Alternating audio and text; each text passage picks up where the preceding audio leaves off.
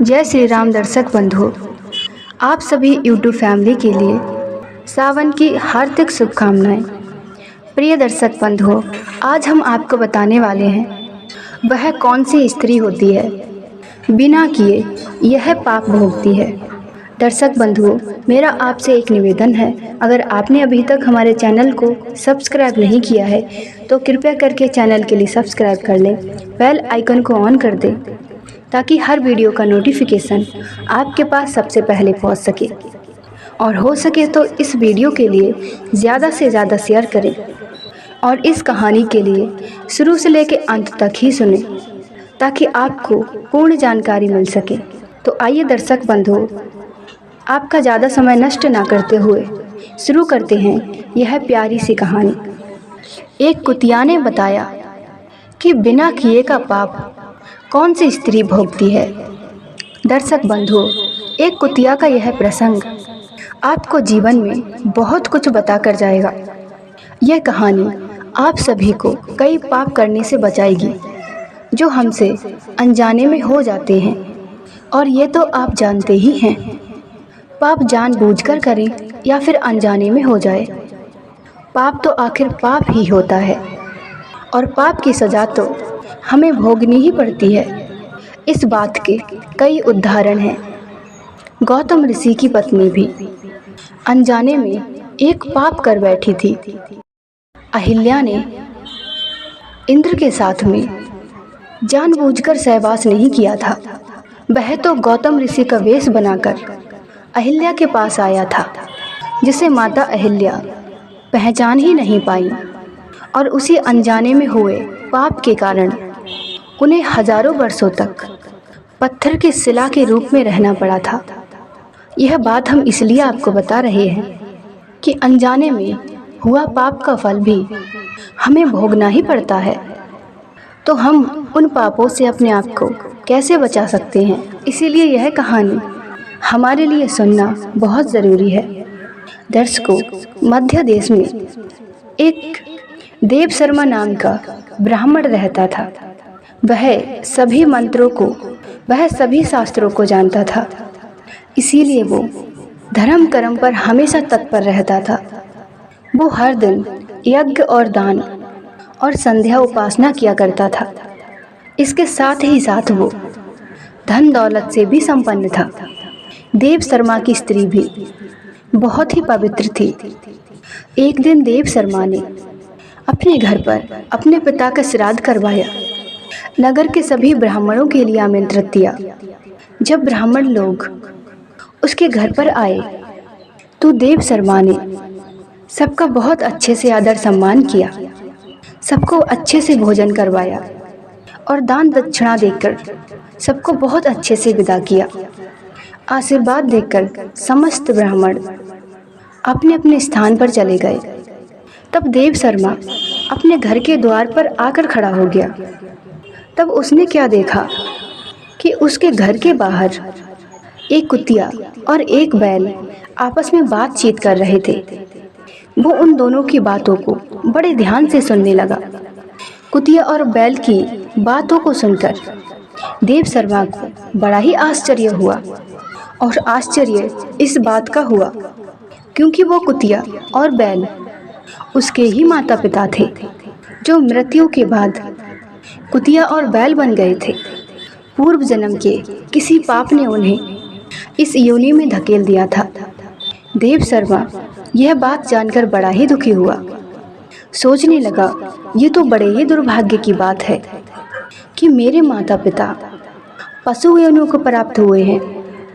कहते हैं पुत्र के होते हुए पिता को मोक्ष मिल जाता है, पर मेरे होते हुए भी मेरे माता पिता मध्यम योनि में यह दंड भोग रहे हैं।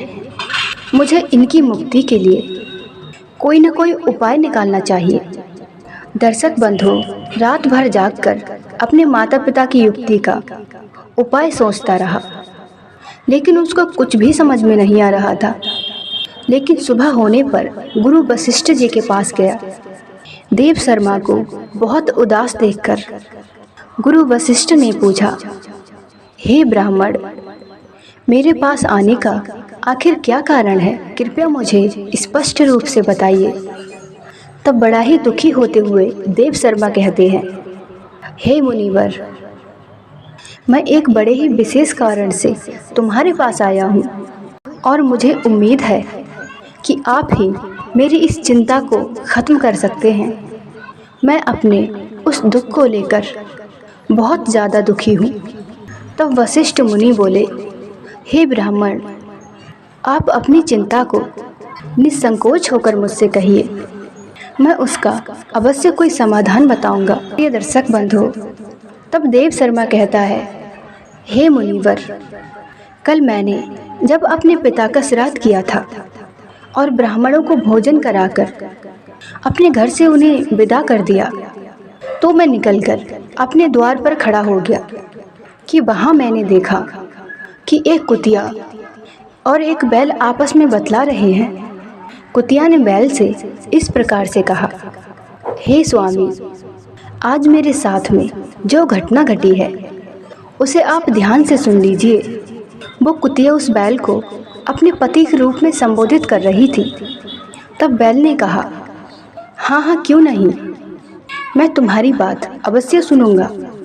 बताओ प्रिय, तुम्हारे साथ आज क्या हुआ था? कुतिया कहती है, हे प्राणनाथ, आप तो जानते ही हैं कि मैं पूर्व जन्म में देव शर्मा की माँ थी।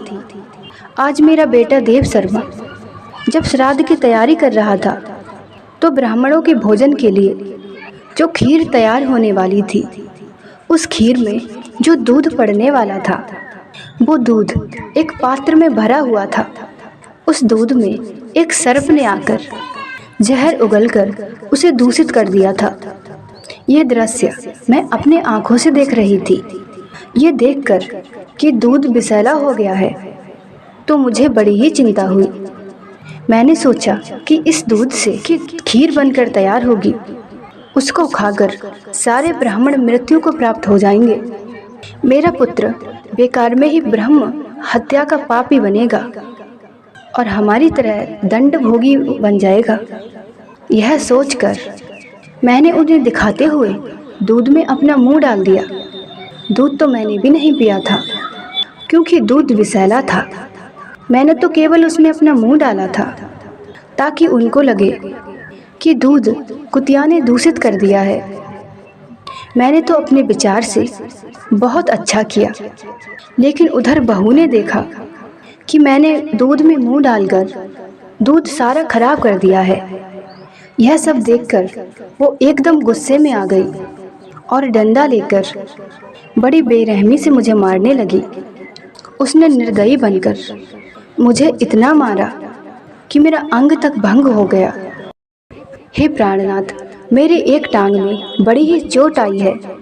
इसी कारण से मैं ठीक से चल नहीं पा रही हूँ। लड़खड़ाती हुई मैं जैसे तैसे चलकर आपके पास तक आ पाई हूँ। क्या करूँ, मैं बहुत दुखी हूँ। मेरे शरीर में बहुत पीड़ा हो रही है। मुझे समझ में नहीं आ रहा है कि मुझे आखिर किस बात की सज़ा मिल गई। मैंने तो उस दूध को बिगाड़कर उन ब्राह्मणों की जान बचाई थी और अपने पुत्र देव शर्मा को पापी होने से बचाया। मैं अभी ज़रूर कुतिया के रूप में हूँ, लेकिन पिछले जन्म में तो मैं उसकी माता ही थी। अब वो मुझे पहचान ही नहीं पाया और मुझे भूल गया, तो इसमें मेरा क्या दोष है?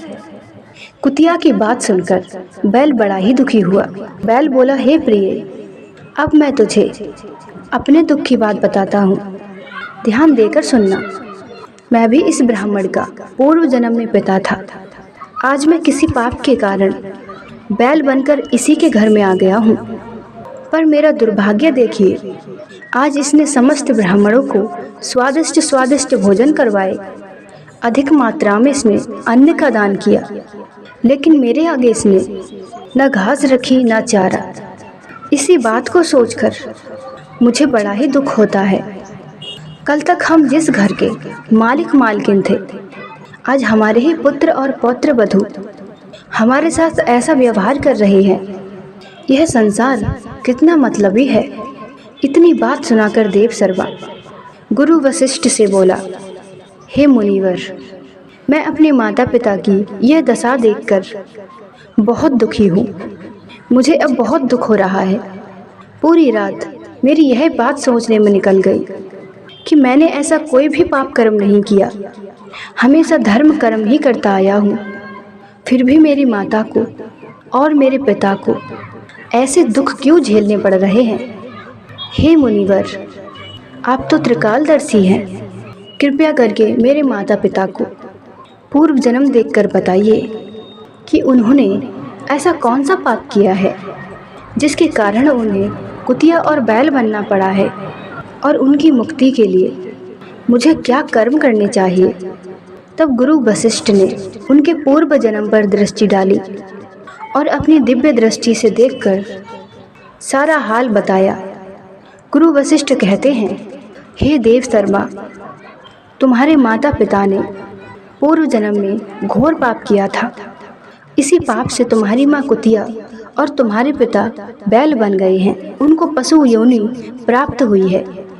देव शर्मा ने पूछा, हे गुरुदेव, मेरे माता पिता ने आखिर ऐसा कौन सा पाप किया था, मुझे ये बताने की कृपा करें।